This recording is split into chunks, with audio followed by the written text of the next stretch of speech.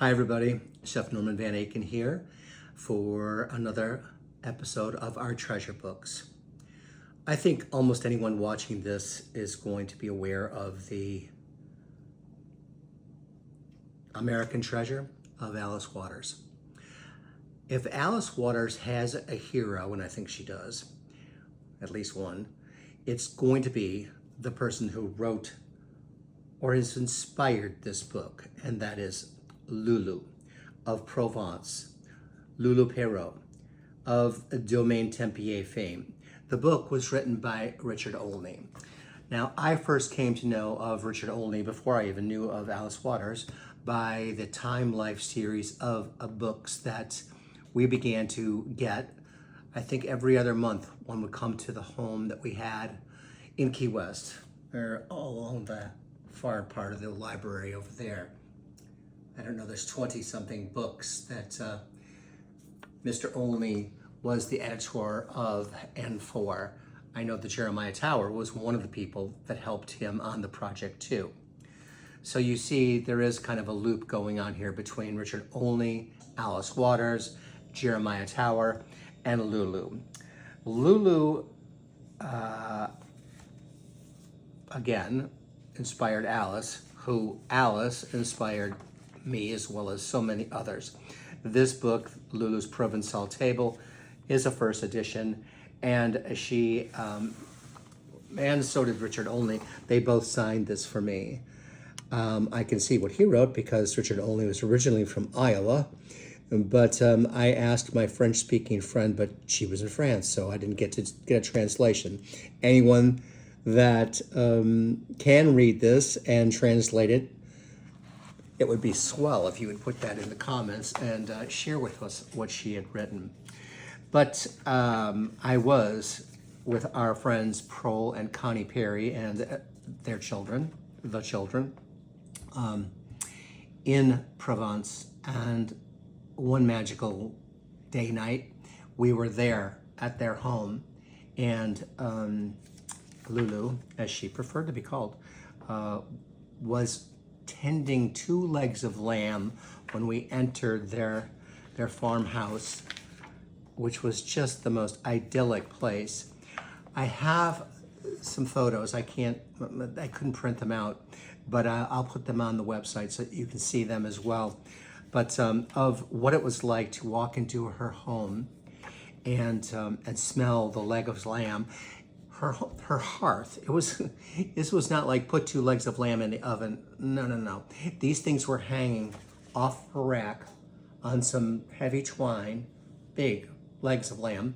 And then she was taking long brush of rosemary stems that she had put together and was just basting them with olive oil that had been infused with garlic. And this was rosemary that she pulled from right outside of her garden here. So you have this image of this rather petite French woman who's probably 70 years old by this point in time, welcoming us, easy to say, welcoming us into her home for this magical lunch. And of course, having the wines of Domaine Tempier the entire time. The circle of friends includes another one now, although not directly involved in the projects, but certainly involved for his appreciation with Domaine Tempier, and that's the poet, novelist, screenplay writer, Key West hanger out, Jim Harrison. Jim loved Domaine Tempier, his favorite wine. This is a beautiful book showcasing the cuisine of Provence. If you have any interest in Mediterranean food, and who does not, this is a book that you're going to want to get. And I noticed there is a sort of a beautiful symmetry between the way the book looks and the way the Chez Panisse menu cookbook looks as well. There are not a lot of photographs. There's a beautiful one of her husband, Lucien, dressed up in his wine garb, split pea soup, sorrel soup, bourrade, grilled fish with 2 sauces. Simple, direct, powerful, unadorned, unfussy.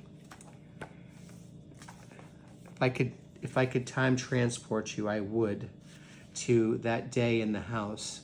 Oh, another winemaker, Donald Patz. Hey, Donald, hope you see this, who wrote me a postcard in 2018.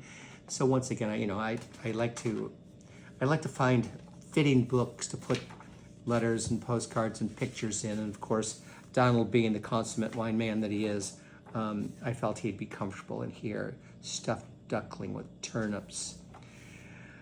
The thing is that this book on a website like Thrift Books, I bet you could get it for under $10. And you will love it forever. Oh my gosh. Here's the dining room table. We sat at this table. I think there was probably 10 or so of us that day. And it was a quaint setting. Nothing fussy about it. There was some kind of little mini piano that after we had lunch and after we had had some wine, Lulu sat and played at. And then later, before we had to get in the car, and Prole, of course, always drove, God bless him, before we had to go back to wherever we were staying, Lulu and I went out on the porch and sat into some sort of like a chaise lounge kind of a thing. And there's this picture of her and I drinking one more glass of Domaine Tempier and toasting a new friendship, which when you can fold that into a great book, you are a very lucky person. So that's why this is one of my treasure books, and I hope you'll get your own copy one day before long. I'll talk to you again soon with another treasure book. Have a good one.